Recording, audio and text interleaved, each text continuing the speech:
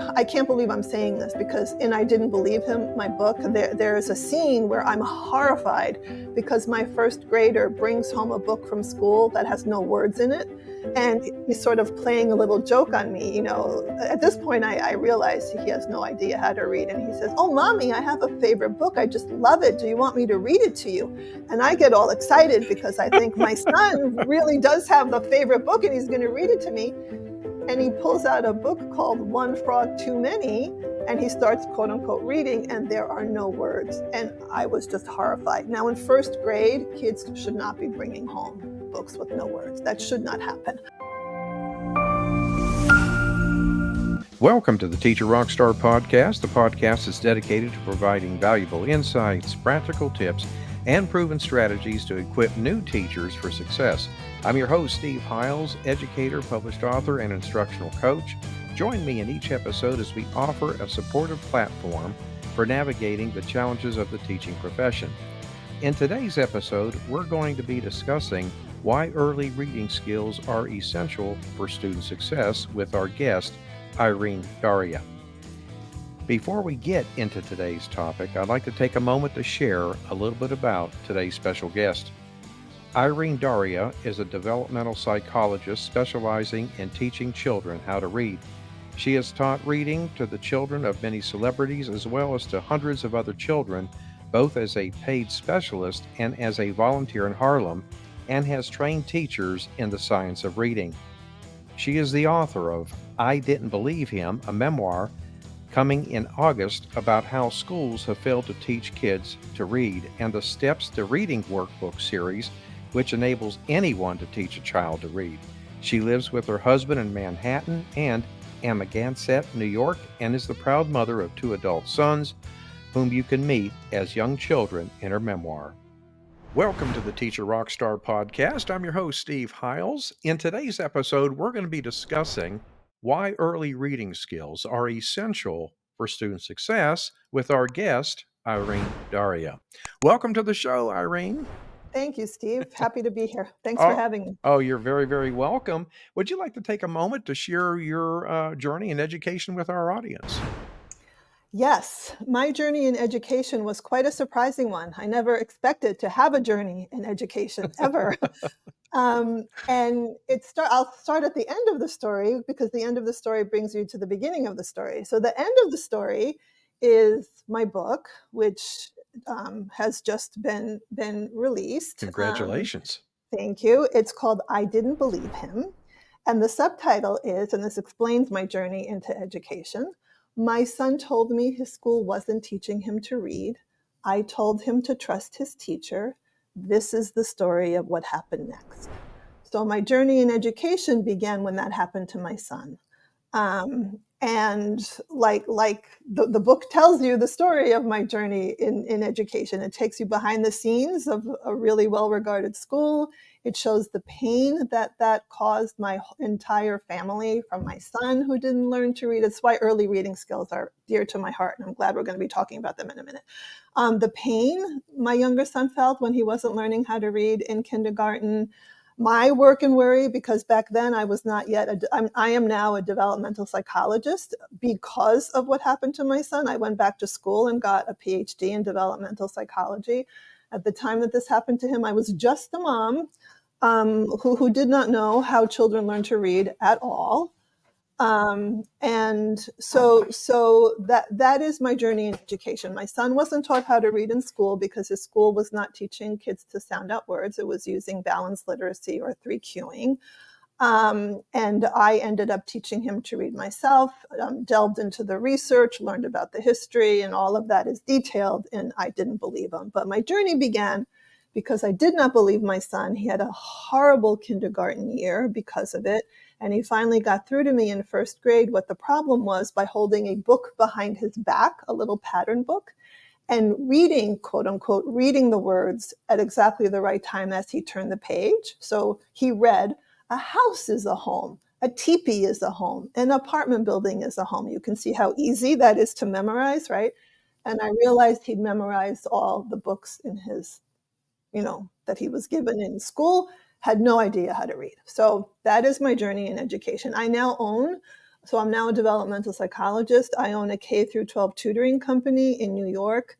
I've written a series of workbooks that parents and teachers can use to teach children how to read and literacy, and advocating for literacy and empowering teachers and parents to know all that they can about how children learn to read is really my mission, my passion in life. Yeah. So that's my story. Well, that is great. What an amazing journey, actually.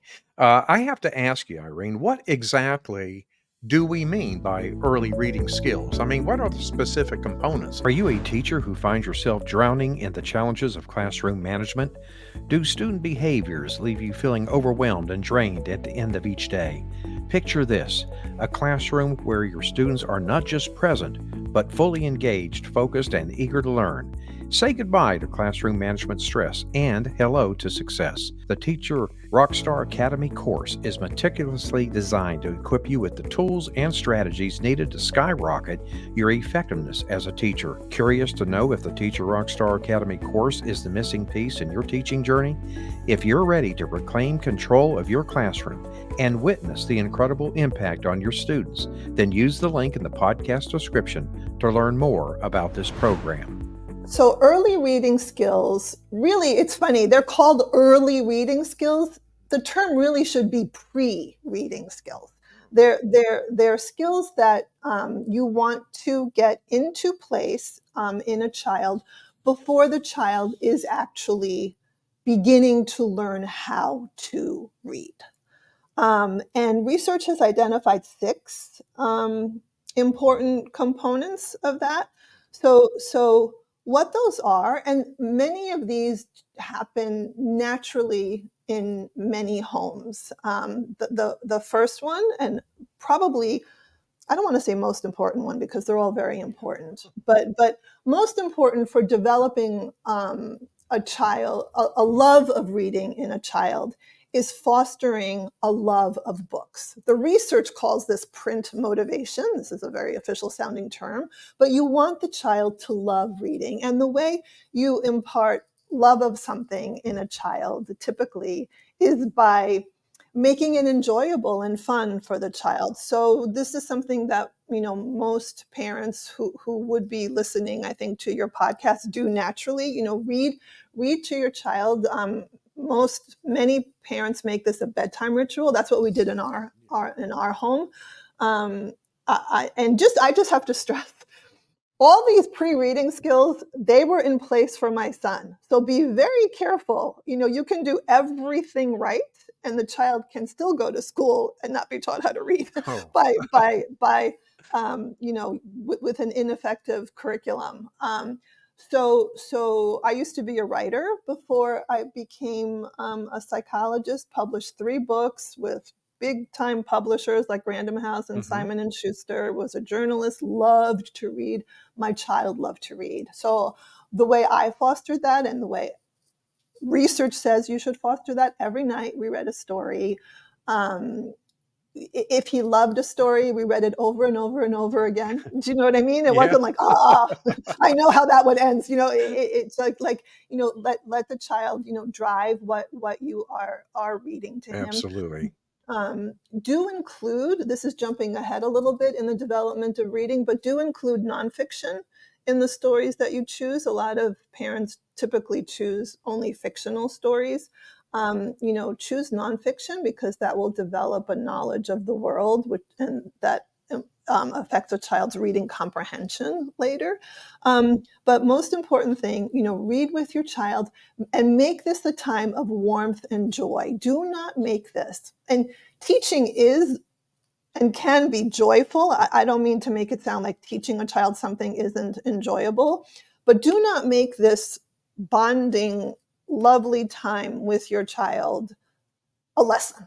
Yeah. Keep this bedtime reading. Let the child be the recipient of this warmth and joy of the story. This is not the time to be saying, oh, look, we read from left to right, which we will do later. You do want to teach your child that. Not at bedtime, not when you are having the special moment it would be like going to a movie theater and having someone point out how the director, cut all the Yeah. scenes. You just let the child absorb the quote unquote movie, the story. Have that be um, a, a joyful moment. So number one is fostering a love of books. Number two, the second component of early reading skills is vocabulary. So you want to talk to your child a lot.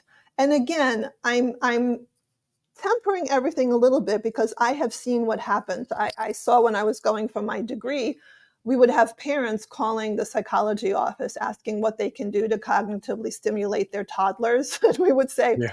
let them play. Yeah. I don't want, I worry that I have seen families take this to an extreme. So talk to your child. When you are able to talk to your child, do not feel that you need to keep a running monologue in order to, do not turn this into a job. That's the things that I'm telling you to do. Talk to your child, explain what you're doing. If you're exhausted from a long day's work, it's okay. You don't have to talk at that moment, but when you're refreshed and rested and talk, explain, tell the child what you're doing, what you're seeing. When you are reading with the child, and this is something that you can do during your lovely bedtime reading moment. Books include vocabulary that does not come up in our spoken conversation. So when you come across a word that your child hasn't been exposed to yet, do tell him what that word means. When you're reading with him or her. So vocabulary. So we have love of books, vocabulary, and then number three is something called phonemic awareness.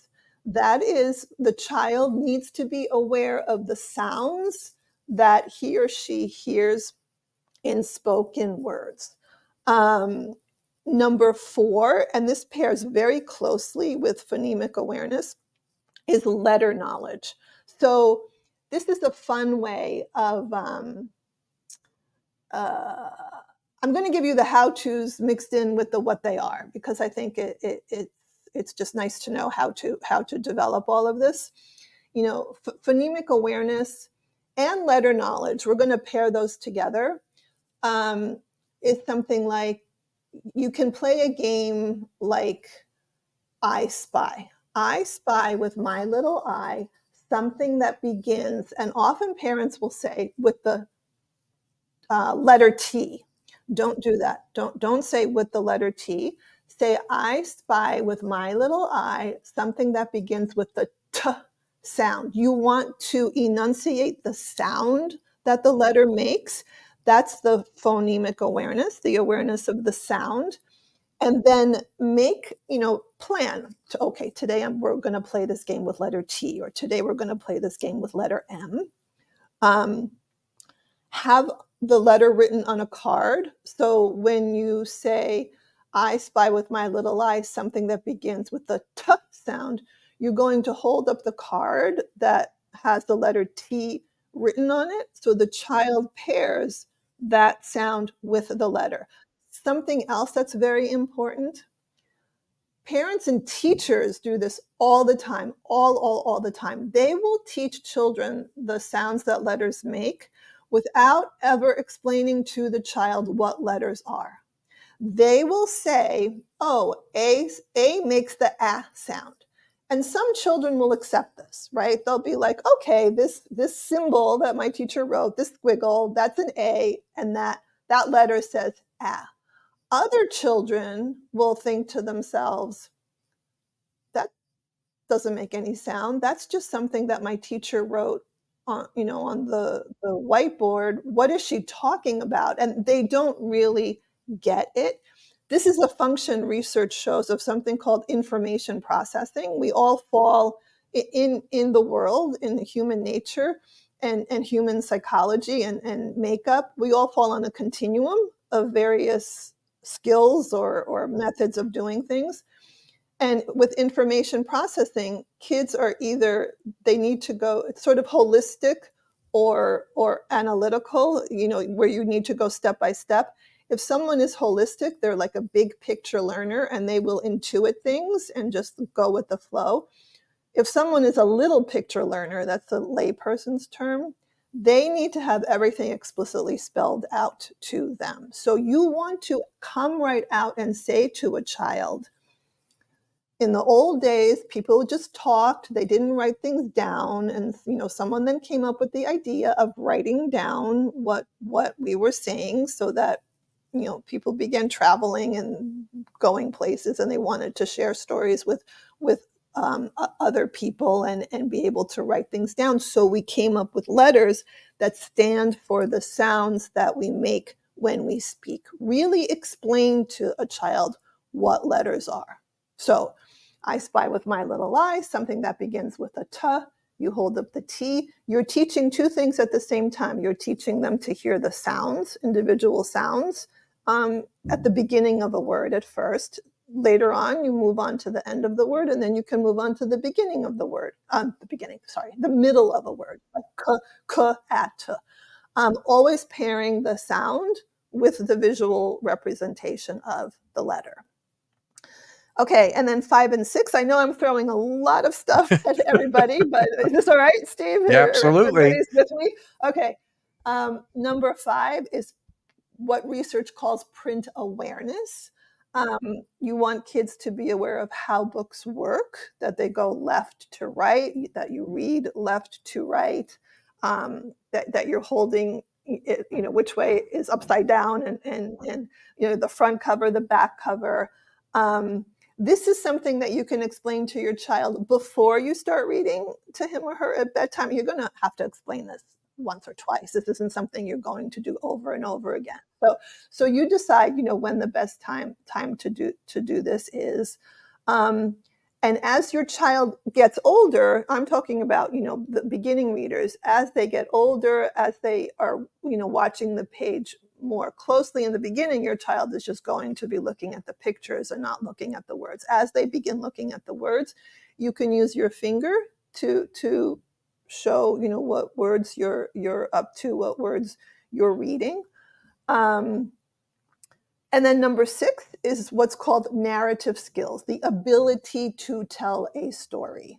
So when you speak with your child, and again, now we're talking about older pre-readers, let's say around 3 years old, you want them to be talking to you in full sentences. Ideally, often you'll find many young children, they'll tell you a story and sometimes we'll be like, what are you talking about? Because it'll be out of sequence. You want to sort of gently nudge them towards using what's called the main idea sentence, like answer a question with a sentence and then give all the details that sort of prove that sentence. You want them to be able to retell a story. I can't believe I'm saying this because in I Didn't Believe Him, my book, there is a scene where I'm horrified because my first grader brings home a book from school that has no words in it. And he's sort of playing a little joke on me. At this point, I realize he has no idea how to read. And he says, "Oh, Mommy, I have a favorite book. I just love it. Do you want me to read it to you?"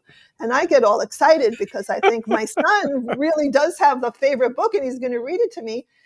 And he pulls out a book called One Frog Too Many, and he starts, quote unquote, reading, and there are no words. And I was just horrified. Now, in first grade, kids should not be bringing home books with no words. That should not happen.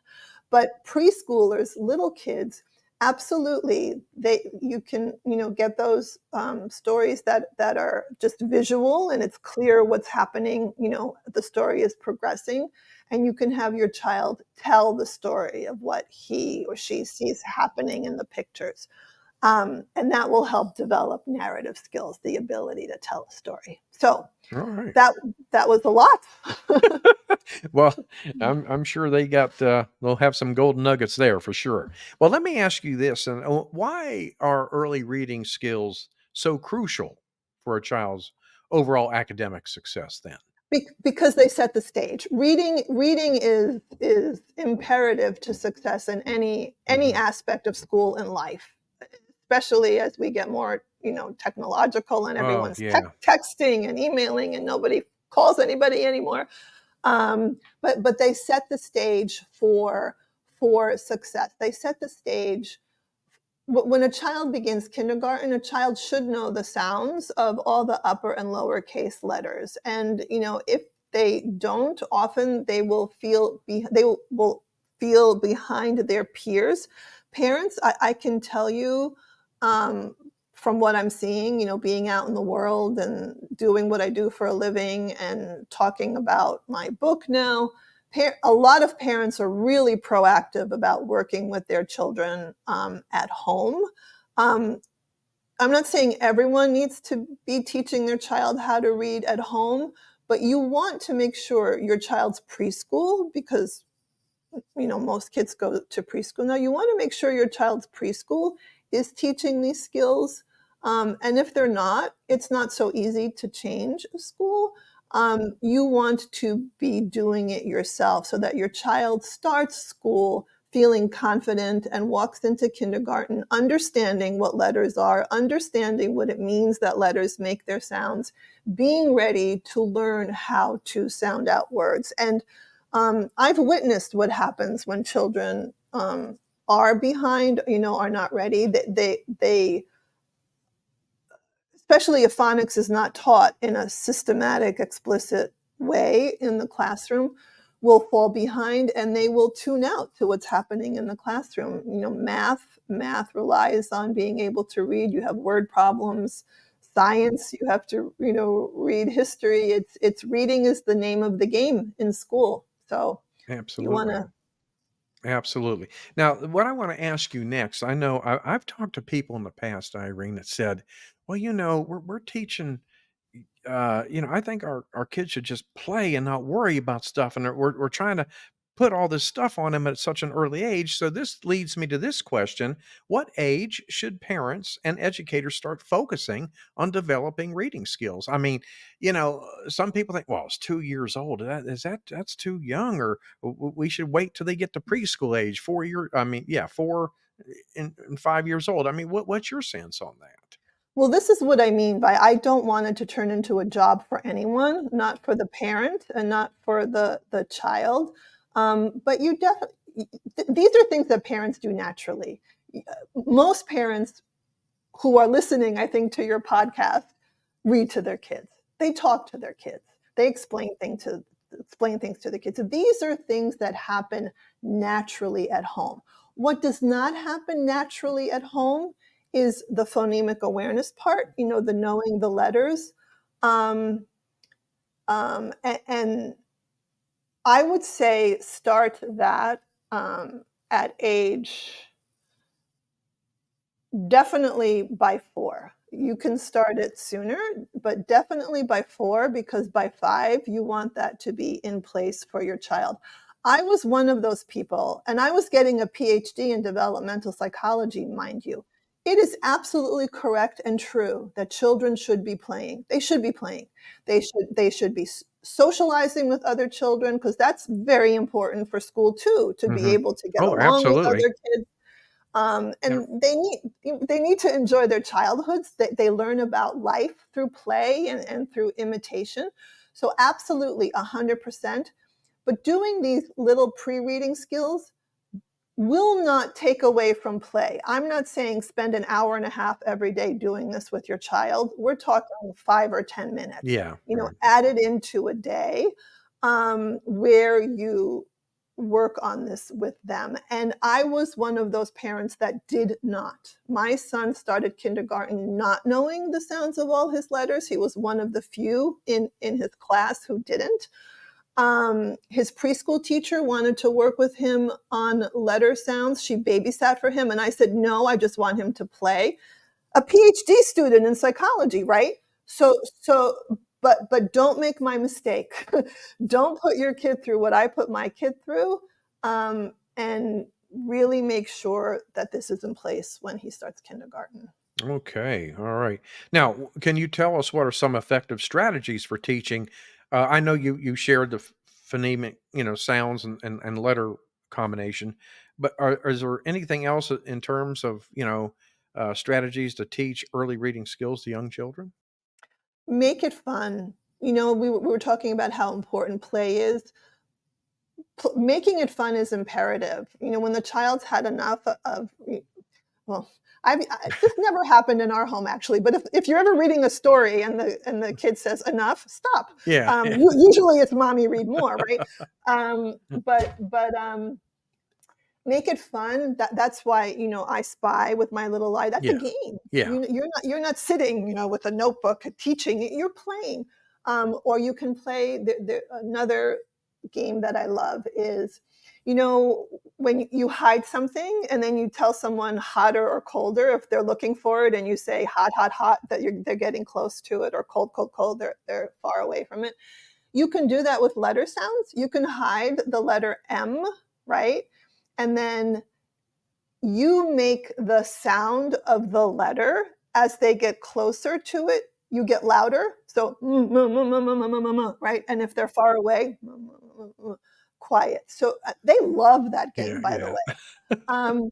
So you see what I mean? Yeah. It's Yeah. fun, it's play, but they're learning an important skill.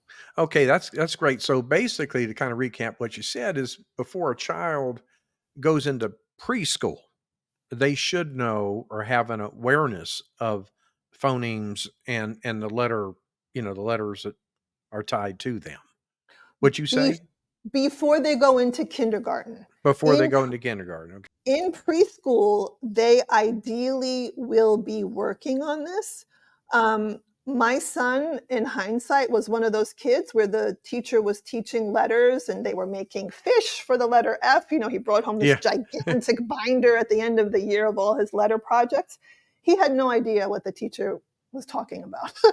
He made fish, and I didn't realize it, and either did his teacher. He just didn't understand. No one told him, not that he didn't understand that there was, an issue with him. No one told him letters stand for the sounds that we make when we speak. If someone had told him those words, his preschool experience would have been a whole different story. But children should finish preschool with a knowledge of the upper and lowercase letters. Often preschools just teach the uppercase letters. You want your child knowing both at the start of kindergarten. Oh, that's really wild. How important? I think you already alluded to it, but is the role of parents in developing early reading skills, Imperative. and what specific actions do they need to take? Exactly what I detailed. I know families who are reading to their children from birth. Wouldn't be me personally. Do you know what I mean? I would be holding and cuddling. I wouldn't really. But if it brings you joy, this is an important thing about parenting. There's no one right way to do anything. You need to follow your heart. If it brings you joy and makes you happy to read to your newborn while you're holding your newborn, do it. Do it, right? And if it doesn't, don't. Just, it's so exhausting being the parent of a baby. Take care of yourself, take care of your baby, do what is in your heart to do with your little one, but do talk, talk and coo and engage, and but imperative. I did an interview with someone yesterday who used to be a principal, and he said words that I just love that I'm going to repeat and repeat and repeat. He wants parents to realize that they are their children's main teacher, and he feels that teachers should think to themselves, we shouldn't be asking parents to support us. We should be asking parents, how can we support you? Now, a lot of parents, and even as I said those words, I thought, oh my God, that sounds horrible. I don't want to be responsible for my child's education. I don't. I mean, I wish that my child's teacher had taught him, how to read. But we need to make sure, when I say responsible for your child's education, I don't mean you have to teach your child everything. I mean, make sure your child is ready to learn what the teacher is ready to teach him.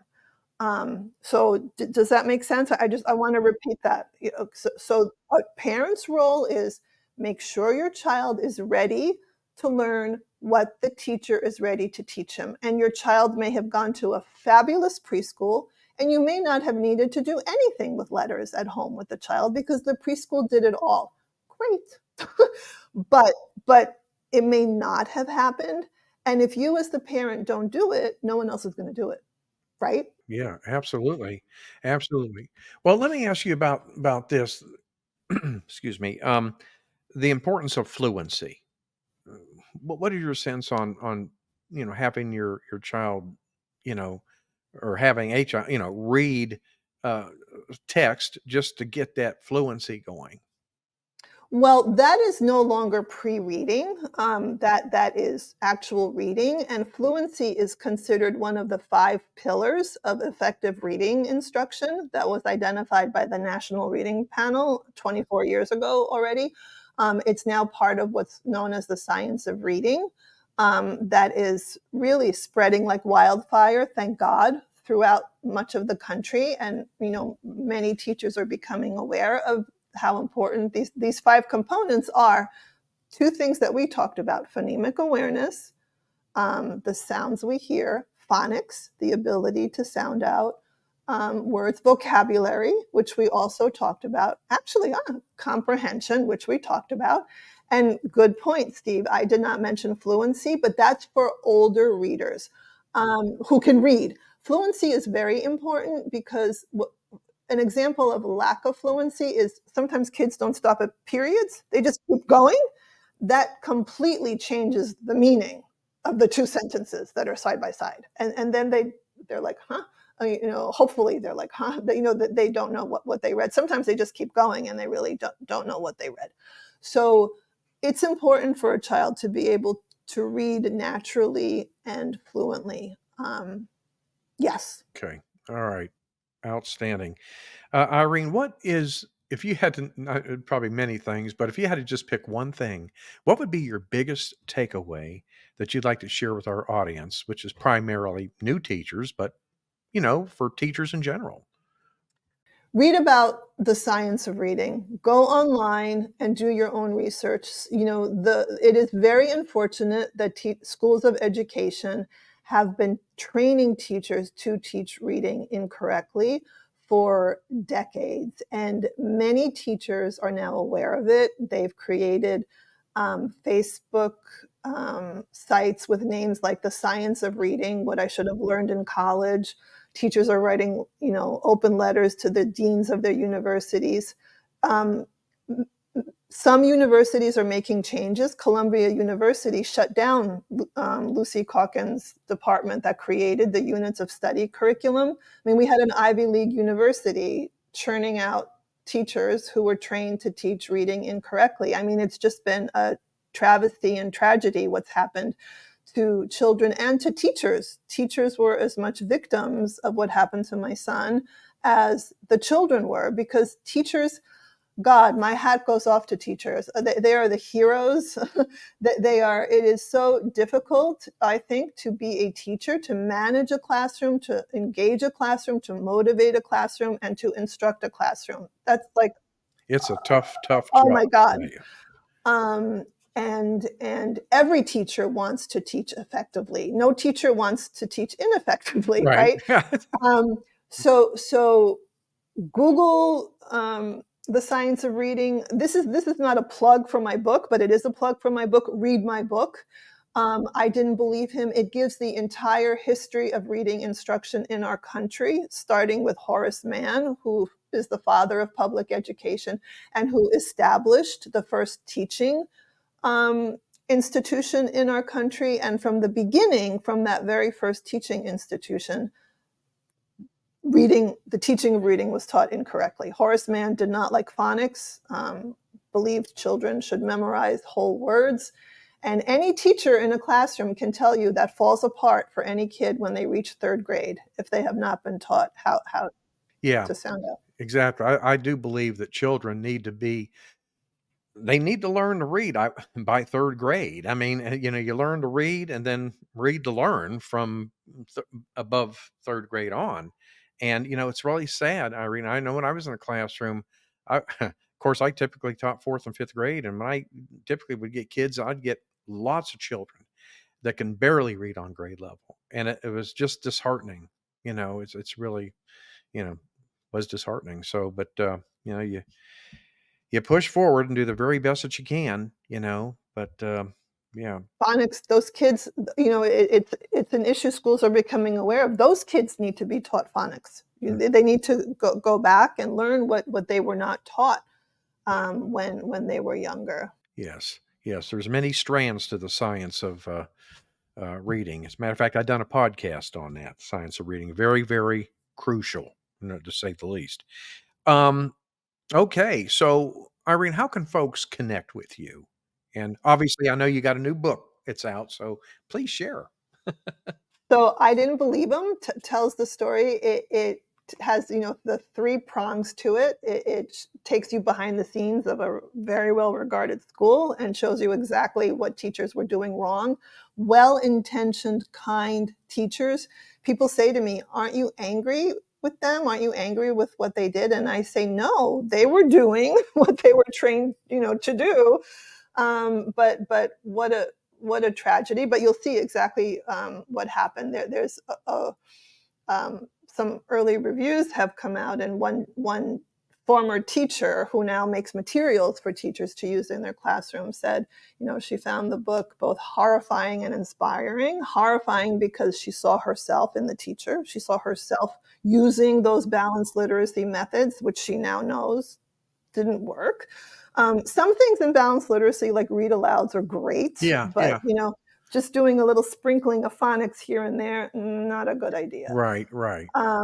And inspiring because it shows you how we overcame, how he eventually became an outstanding student, a stellar reader, and went on to really great academic success. But I have to tell you, if my little kid, I think this is why I wrote the book, if my little kid didn't finally find a way to get through to me, I told him to trust his school. I think I want parents to know, not that they should not blindly trust their child's school. And teachers, I think it's important for you to hear that. And I have been surprised at the support I am getting from teachers on Twitter, for example. I was afraid teachers wouldn't like my book, right? Because I'm pointing out what was done wrong. The support that I'm getting is amazing. And one of my messages is that parents should not blindly trust their child's school. And teachers are saying, yes, they should not. Absolutely, they should not. They should trust if the trust is earned. Absolutely. Yeah. Right. But they should ask questions, and teachers and parents should work as a team to support the child together. So to get in touch with me and to learn more, my website is stepstoreading.com. There you'll find out more about me. There's a video on how to teach a child to read. There are free resources to download. There is information on my workbooks that are great for schools and for families. There's my email. If anybody has any questions, I would love to, help and answer in any way that I can. So that's stepstoreading.com. Okay, great. As a matter of fact, the website I'll have in the podcast description as well for folks to get in contact with you. Great. Having said that, Irene, I want to thank you so much. I know you got a busy schedule, but you took time out to come and talk with us. And I know there's teachers out there in our audience that's probably got a ton of gold nuggets there. Okay, so thank you. I appreciate that. And, I look forward to having you on sometime in the future to come back on and share. We could probably talk for hours on this topic here. Very, very critical. So again, thank you, and you have an awesome day. Take care. You too. Thanks, Steve. Okay. Bye. Well, my friend, we have come to the end of today's episode. But before we go, are you ready to reclaim control of your classroom and witness the incredible impact on your students? Then learn more about how the Teacher RockStar Academy can be of help. Simply go to teacherclassroomresources.com/TRA. I'll put the link in the description so that you can learn more about this program. I want to thank you for listening to the Teacher RockStar podcast. I'm your host, Steve Hiles. We'll see you same time, same place next week. And remember, my friend, you got this. You've been listening to the Teacher RockStar podcast with your host, Steve Hiles. We hope you've enjoyed this podcast as much as we have. Make sure to hit that subscribe button and join our ever-growing community of Teacher RockStars. Until then, thanks for listening.